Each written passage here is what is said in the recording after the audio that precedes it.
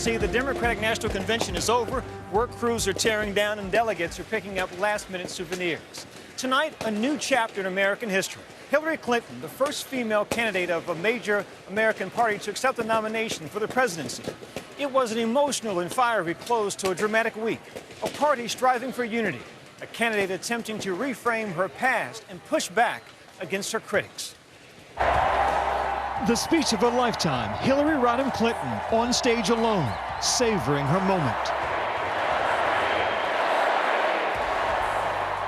Making her case to become commander-in-chief, the first woman ever to get the nomination of a major party. And so, my friends, it is with humility, determination, and boundless confidence in America's promise that I accept your nomination for President of the United States. Emotions were high in the arena.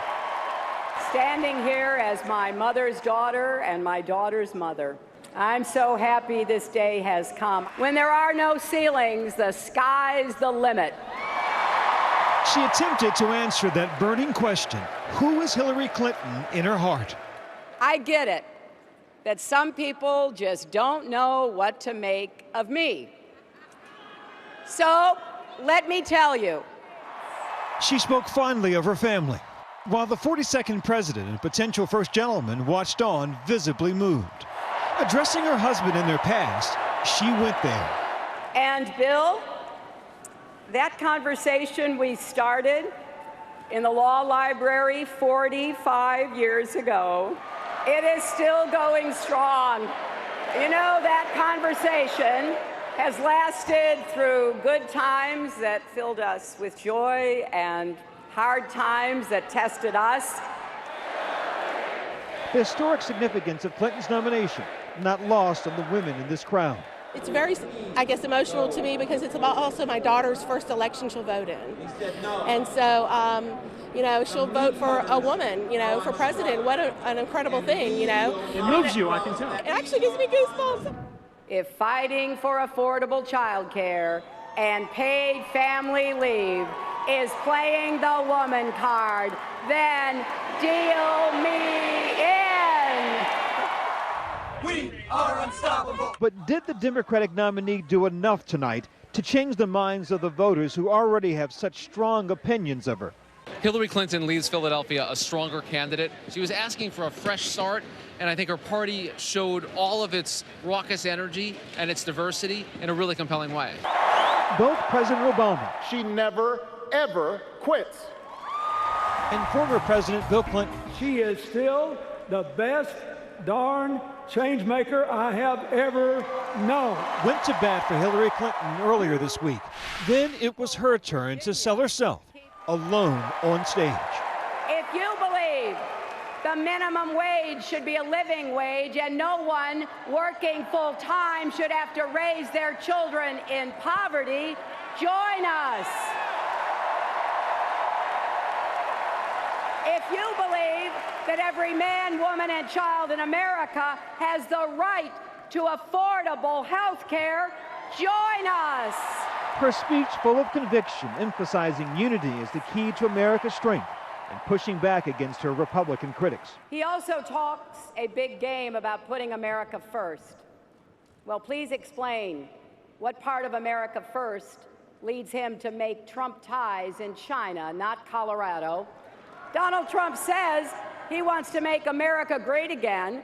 Well, he could start by actually making things in America again. Clinton mocking Donald Trump repeatedly. Imagine him in the Oval Office facing a real crisis. A man you can bait with a tweet is not a man we can trust with nuclear weapons. But also focusing on the issues tonight in a speech that lasted nearly an hour. We have to heal the divides in our country, not just on guns, but on race, immigration, and more.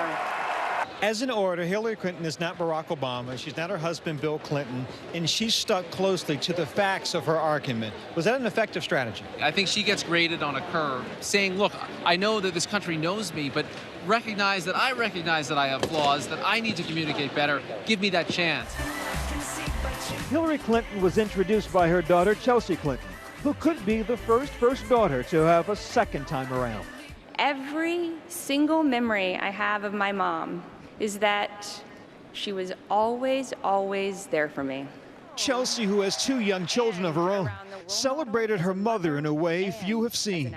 My mom can be about to walk on stage for a debate or a speech, and it just doesn't matter. She'll drop everything for a few minutes of blowing kisses and reading Chugga Chugga Choo Choo with her granddaughter. It's been 24 years since Chelsea Clinton first appeared at the Democratic National Convention with her parents. She was only 13 when the family moved to the White House, an awkward coming of age in the harsh glare of a global spotlight. Her parents were extremely protective, and she mostly kept a low profile, but not tonight. I never once doubted that my parents cared about my thoughts and my ideas. And I always, always knew how deeply they loved me. And a direct message for her mother. And Mom, Grandma would be so, so proud of you tonight. She represents a demographic that mostly felt the burn. Millennial women, a group that the Clinton campaign needs in order to beat Donald Trump. I have been on the road with her since Iowa. So they brought out some celebrity millennials like Katy Perry.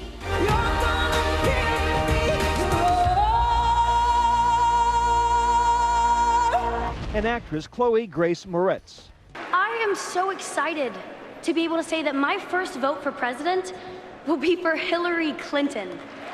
Barely 19 years old, but feeling the magnitude of this history-making election. I grew up just not knowing anything different than the fact that a black man can be president. And now I just hope that my younger peers can grow up knowing that a woman can be president if she wants to, too.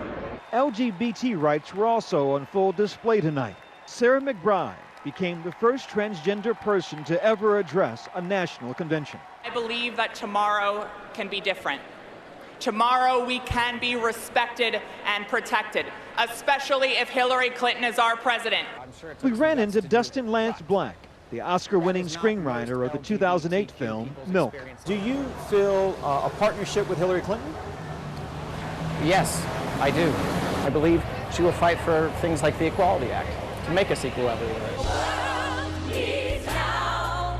The Democrats' 4 days in Philadelphia have been carefully calculated to maximize excitement. But did it expose a disconnect with the rest of the country? Polls show 68% of Americans think the country is headed on the wrong track. I know that at a time when so much seems to be pulling us apart, it can be hard to imagine how we'll ever pull together. But I'm here to tell you tonight, progress is possible.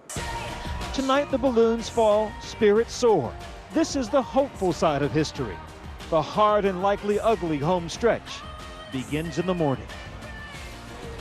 In their response tonight, the Trump campaign called Clinton's speech, quote, an insulting collection of cliches delivered from a fantasy universe.